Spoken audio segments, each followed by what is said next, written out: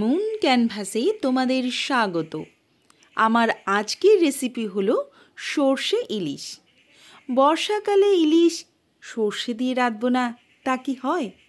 তাই আজকের রেসিপি কিন্তু সর্ষে ইলিশ।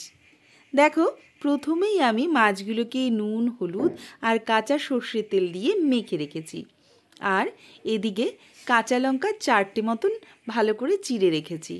আর এদিকে সামান্য কিছু সর্ষে, সামান্য কিছু পোস্ত আর নুন, কাঁচা লঙ্কা একসাথে বেটে রেখেছি।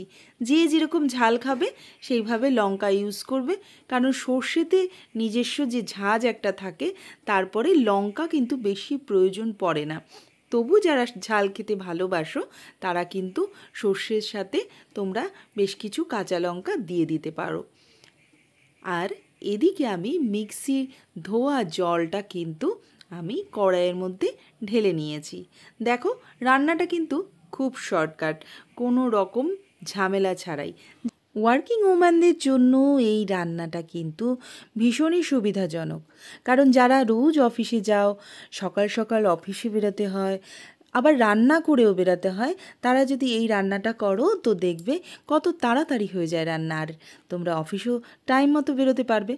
দেখো, এখানে মিক্সি ধোয়া যে সর্ষে পোস্তর ধোয়া যে জলটা, সেটা আমি দিয়ে দিয়েছি, আর কিছুটা কাঁচা সর্ষের তেল দিয়ে দিলাম। আর আগে থেকে যে নুন, হলুদ, তেল মেখে মাছটা রেখে দিয়েছিলাম আর কাঁচা লঙ্কাগুলো চিড়ে রেখেছিলাম, সেই কাঁচা লঙ্কাগুলো কিন্তু এবার আমি এই সর্ষের তেল আর মিক্সি ধোয়া জলটার মধ্যে দিয়ে দিলাম। তোমরা চাইলে এখানে সর্ষের তেল কিন্তু আর একটু বেশিও দিতে পারো, সেটা মাছ অনুযায়ী, মাছ কটা দিচ্ছ তার উপর নির্ভর করবে হচ্ছে কতটা সর্ষের তেল দেবে। দেখো, কাঁচা লঙ্কাটা দিয়ে তারপরে আমি কিন্তু মাছগুলো দিয়ে দিচ্ছি। এই মাছগুলো কিন্তু কোনো রকম ভাজা হবে না, কাঁচা মাছই আমরা কিন্তু হলুদ, নুন, সর্ষের তেল মাখিয়ে রেখে দেবো আগে থেকে। তারপর সেই মাছগুলোই কিন্তু আমরা না ভেজেই এই ঝোলটার মধ্যে দিয়ে দেব। দেখো, আমি কিন্তু এখনও ওভেন কিন্তু জ্বালাইনি, কোনো রকম আগুন এখনও জ্বালাইনি, শুধু রেডি করছি ঝোলটা। সব কিছু একসাথে মিলিয়ে তারপরে কিন্তু আমি ওভেন জ্বালাবো। দেখো, এখানে সর্ষে পোস্ত আর কাঁচা লঙ্কা যে বেটে রেখেছিলাম সেটাও কিন্তু আমি দিয়ে দিলাম। এই বাটার মধ্যে তোমরা নুন আর খুব সামান্য একটু চিনি ইউজ করলেও করতে পারো। তো এই পোস্ত সর্ষে বাটাটা, কেউ কেউ কালো সর্ষে খেতে পছন্দ করে, কেউ সাদা সর্ষে খেতে পছন্দ করে, তো আমি কিন্তু দুটো মিলিয়েই এটার মধ্যে বেটে দিয়েছি। কালো সর্ষে আর সাদা সর্ষে মিশিয়ে আমি সর্ষে পোস্তটা বেটেছিলাম। তো আমি সামান্য আর একটু নুন দিয়ে দিলাম। মাছে তো নুন মাখা ছিলই, আর ওদিকে সর্ষে পোস্ত বাটাতেও নুন ছিল, কিন্তু যে আমি জলটা ইউজ করেছি, এই জলটার মধ্যে বা জল তেলের মধ্যে যতটুকু নুনের প্রয়োজন, আমি কিন্তু আরেকটু নুন দিয়ে আর একটু পরিমাণ মতো হলুদ দিয়ে দিলাম। এই রান্নাটা হবে কিন্তু সম্পূর্ণই একটা হলদে রঙা রান্না। এটার মধ্যে কিন্তু কোনো রকমের কাশ্মীরি লঙ্কা গুঁড়ো তোমরা ব্যবহার করবে না। দেখো, কত সুন্দর করে নুন, হলুদ, মশলা সমস্ত জল তেলটার মধ্যে আমি মিশিয়ে দিলাম। তেলটা আর জলটা কিন্তু দেখো আলাদা আলাদা করে বোঝা যাচ্ছে, যেহেতু আমি কাঁচা তেল দিয়েছি ওই জন্য কিন্তু এরকম লাগছে। আর এবারে কিন্তু আমি ওভেনটা জ্বালিয়ে দেব। ওভেনটা জ্বালিয়ে নিয়ে আমি কিন্তু একদম হাই ফ্লেমে ওভেনটা জ্বালিয়ে রেখেছি, কারণ জলটা যেহেতু আমি ঠান্ডা ইউজ করেছি ওই জন্য জলটা একটু আমি গরম হতে দেব, ওই জন্য আমি ওভেনটা বাড়িয়ে রাখলাম।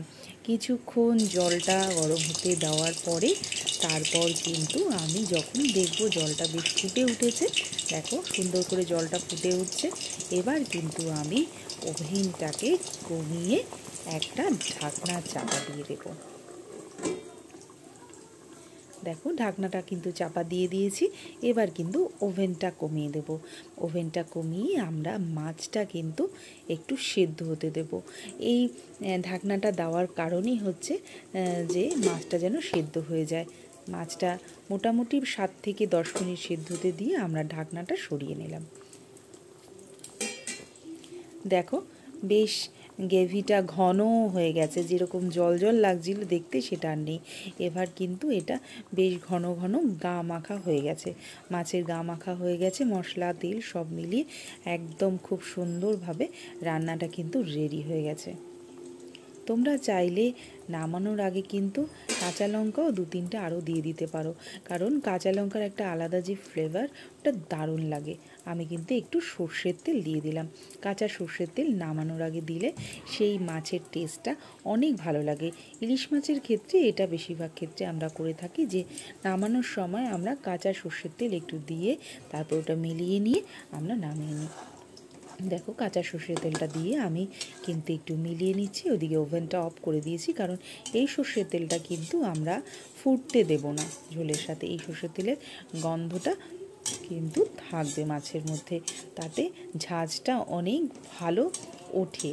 মানে আমরা যে সর্ষেটা ইউজ করেছি, এই সর্ষের ঝাঁঝ আর এই কাঁচা সর্ষের তেলের ঝাঁঝ একসাথে মিলেমিশে দুর্দান্ত একটা টেস্টের মাছ রান্না হয়ে যায়।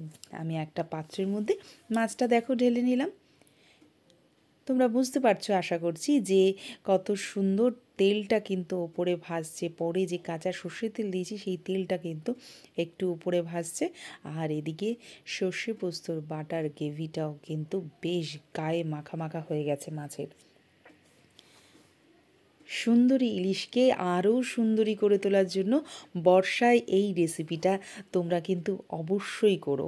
আর তোমরা অবশ্যই জানিও তোমাদের সেই মাছের রেসিপিটা কেমন হলো, আর আমার সাথে অবশ্যই শেয়ার করো সেই সব ভিডিওগুলো, আর সেই সব ছবিগুলো আমার ইনবক্সে দিও তোমাদের গ্যালারি থেকে, যে তোমরা কিভাবে এই সর্ষের ইলিশ মাছ রান্না করলে।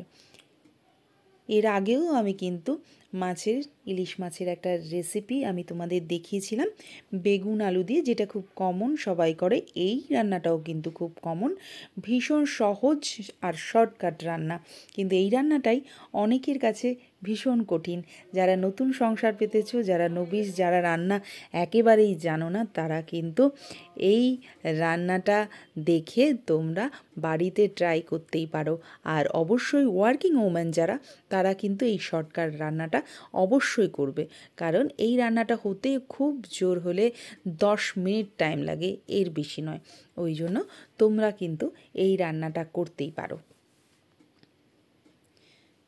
আলাদা করে গার্নিশিং কোনো কিছুই করা হয়নি, যেই লঙ্কাগুলো আমি চিড়ে দিয়েছিলাম সেই লঙ্কাগুলোই জাস্ট একটু গার্নিশিং করে দিয়েছি। এরকম ইলিশ মাছ যদি থাকে তাহলে এক থালা গরম ভাত খেতে কিন্তু একটুও দেরি হয় না। একদম খাওয়ার জন্য ডাকতে ডাকতেই বাড়ির লোকরা সবাই চলে আসে, না হলে তো অন্য দিন ডাকতে ডাকতে ডাকতে ডাকতে তারা আসতেই চায় না যখন খাওয়ার বাড়ি। কিন্তু যখন এরকম একটা ইলিশের ডিশ হয়, সাথে গরম ধোয়া ওঠা ভাত হয়, তাহলে এক থালা ভাত কিন্তু এই ইলিশ মাছ দিয়েই খাওয়া হয়ে যায়। আর আজকে কিন্তু ইলিশ মাছের সাথে ছিল আরও বেশ কয়েকটা রেসিপি, আর সেগুলো অবশ্যই তোমাদের সাথে শেয়ার করছি, তোমরা দেখতে থাকো আর লাইক কমেন্টস শেয়ার করতে থাকো। আর নতুন বন্ধু যারা আছো, তারা কিন্তু আমার এই ফেসবুক আইডিটা ফলো করতে ভুলো না। তোমরা প্লিজ ফলো করো, সাবস্ক্রাইব করো। টাটা।